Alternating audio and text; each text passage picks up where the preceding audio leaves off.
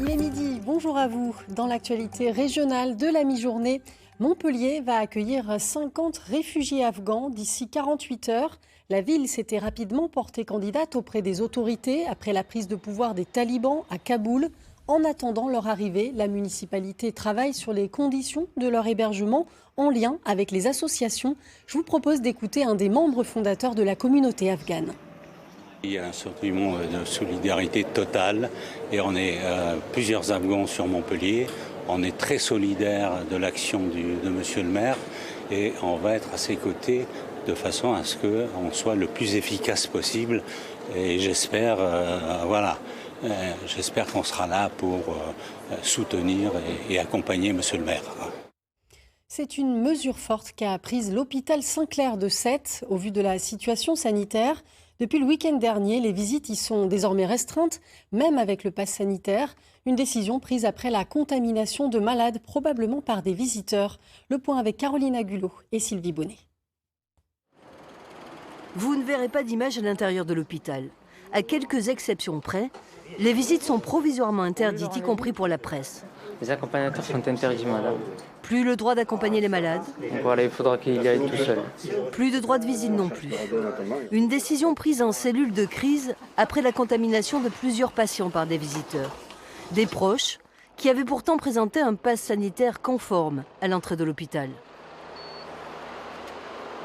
Ils avaient eu des tests antigéniques qui étaient négatifs, mais l'on sait que ces tests ont une fiabilité relative.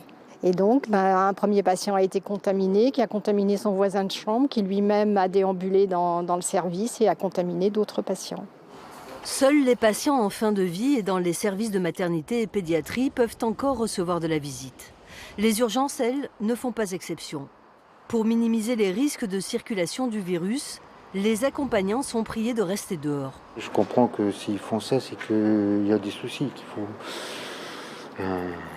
qu'ils essayent de limiter au maximum les risques. C'est pas moi qui ramènerai le truc à l'hôpital, le Covid à l'hôpital quand même. On habite à côté, on est vacciné, je comprends pas. Vaccinés et interdit de visite à l'hôpital. Des mesures provisoires qui vont au-delà du dispositif gouvernemental. Car si le vaccin protège très souvent des formes graves, il n'empêche pas d'être porteur du virus. Quand on est vacciné, on n'est pas Superman et on peut aussi se contaminer et transmettre. Simplement, il le transmet beaucoup moins, c'est-à-dire qu'il y a une réduction d'un facteur de 8, 9, 10 selon les études. Donc c'est très important, la réduction du risque de se contaminer et du risque de transmettre, mais elle n'est pas égale à 0. À Sète, le nombre de patients Covid hospitalisés a doublé en quelques jours. L'accès restreint des visiteurs sera réévalué dans une semaine en fonction de l'évolution de la situation. Ce précieux sésame vous est demandé depuis plus d'un mois maintenant dans les lieux de culture. Le pass sanitaire est devenu obligatoire le 21 juillet pour accéder au cinéma ou au musée par exemple. Dans l'Aude, cette obligation n'a pas diminué la fréquentation du musée de la cité de Carcassonne. Écoutez. Les chiffres sont là. Nous avons augmenté notre fréquentation de 40% par rapport au mois d'août de l'an dernier. Donc il est difficile de juger d'un impact négatif sur notre fréquentation au regard de ces résultats-là. Le besoin de grands espaces y est sans doute pour quelque chose après des mois de confinement. Cet été, le tourisme de montagne tire son épingle du jeu. Après une saison d'hiver sans remontée mécanique, cette hausse de la fréquentation satisfait les professionnels. Illustration à Font-Romeu dans les Pyrénées-Orientales avec Arnaud Richard Ferraro et Joanne Lopez. Des sentiers de Cerdagne très fréquentés par des vacanciers venus parfois de loin. Vous venez de quel département ? Charente-Maritime, La Rochelle. Orléans-Loiret. De l'Hérault. De la Gironde, de Florac. Barcelona City. Catalonia. À Font-Romeu, le beau temps et l'envie d'évasion ont fait le succès du télésiège d'été. C'est magnifique, on adore.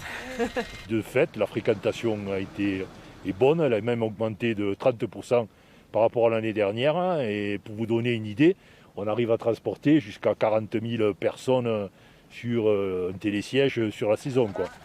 De quoi faire aussi travailler les saisonniers, même si le virus a joué les troubles fêtes dans cet hôtel-restaurant d'altitude. Malheureusement, nous, on a dû fermer quelques temps à cause du Covid. On a eu un petit cluster dans l'équipe. Donc pendant 2 semaines, on a dû fermer. Ça n'a pas été facile pour les patrons. Maintenant, on s'est rapidement rattrapé parce qu'on a eu pas mal de monde juste après, aux alentours du 15 août. Plus bas au village, le besoin de nature fait aussi les affaires de ce camping. Plus 20% de chiffre d'affaires par rapport à 2020, un été déjà considéré comme exceptionnel. On a eu beaucoup plus de longs séjours avec des personnes qui étaient toujours en famille, qui voulaient toujours plus d'espace. Seul bémol, l'instauration du pass sanitaire et la flambée du Covid en juillet dans le département qui ont quelque peu freiné les consommateurs. C'est vrai que toutes les contraintes liées au pass sanitaire ont fait aussi qu'ils ont peut-être vécu leurs vacances et consommé leurs vacances un peu plus en autarcie, en autonomie. Dans les Pyrénées catalanes, les professionnels espèrent désormais pouvoir retrouver les skieurs cet hiver, qui représentent les 2/3 de leur chiffre d'affaires. Vous le savez, les milieux marins sont des écosystèmes de plus en plus fragilisés en ce moment. La plaisance peut être à l'origine de nombreuses dégradations, aussi bien en mer qu'au port. Alors pour faire évoluer les pratiques, des ambassadeurs éco-gestes sillonnent les ports d'Occitanie. Stéphane Taponnier et Enrique Garibaldi les ont suivis à 7. Ils sont reconnaissables à leur t-shirt vert. Depuis le début de l'été, les ambassadeurs de la campagne Éco-Gestes Méditerranée-Occitanie arpentent les pontons des ports à la rencontre des plaisanciers. Bonjour, donc pour la campagne Éco-Gestes, oui, on peut s'asseoir. Munis d'un questionnaire, ils évaluent avec eux les pratiques néfastes pour l'environnement et proposent des solutions. Notamment avec cette application gratuite, elle sert à localiser les herbiers de Posidonie lors des mouillages. Il y a les zones sableuses et en vert, vous avez les zones herbiers de Posidonie. Donc sur ces secteurs, vous savez si vous pouvez avoir potentiellement un impact en jetant l'encre, etc. Ce que j'ai appris au cours de cet entretien, c'est que vous aviez une superbe carte des herbiers, ça m'intéresse. Après, nous on pratique avec mon épouse, c'est dans notre tête. On pratique depuis longtemps le principe du respect des autres, du respect de la nature, du respect du système, etc. Voilà. Mais disons qu'on est quand même sensibilisé à protéger, pas jeter de l'eau polluée, les toilettes, tout, voilà. Ce qu'on fait habituellement. La campagne Éco-Gestes rencontre un franc succès auprès des plaisanciers. En 2020, 1600 d'entre eux ont été sensibilisés. Il y a quantité de petits gestes que peuvent faire les plaisanciers en préférant des encres flottantes, en ancrant sur du sable par exemple, en choisissant des produits qui seront peu impactants sur le milieu marin, des produits qui seraient écolabellisés, et également en faisant attention par exemple aux épanchements d'hydrocarbures, en ne rejetant pas leurs eaux usées dans les ports, etc. Les ambassadeurs sillonneront les 16 ports d'Occitanie jusqu'à fin septembre. 572 navires se sont engagés à respecter un contrat environnemental. Musique à présent avec le festival Bobby-la-Pointe de Pézenas dans l'Hérault. Depuis plus de 20 ans, il réjouit les amateurs de chansons françaises. Le Printival se tient au théâtre de Verdure jusqu'à samedi. Hier soir, à la fête de Pierre Perret, parrain de cette édition, Calypso Vanier et Juliette Marc. Elle vient du cirque et déborde d'énergie. Avec sa voix puissante, Djour donne le coup d'envoi de cette soirée dédiée à Pierre Perret. Et ne vous y fiez pas, l'artiste Altrac, à son arrivée en France il y a 15 ans, elle écoutait en boucle l'une des chansons les plus connues de Pierre Perret, Lily. Jusqu'au moment où j'ai commencé à bien parler français, que j'ai pu comprendre le texte de cette chanson qui est si engagée et qui est si incroyable. À l'époque, ça a dû faire quelque chose. Les spectateurs ont été un peu surpris, mais ils ont apprécié, attendant avec impatience l'apparition d'un personnage à part entière de la chanson française. Il a marqué toute notre vie avec ses chansons, que ce soit à l'école ou beaucoup plus tard maintenant avec ses chansons engagées. Voilà. Et c'est bien sûr avec humour que Pierre Perret est entré en scène. Accompagné des ogres de Barbac et toujours aussi passionné, il commence avec son titre « Au Café du Canal ».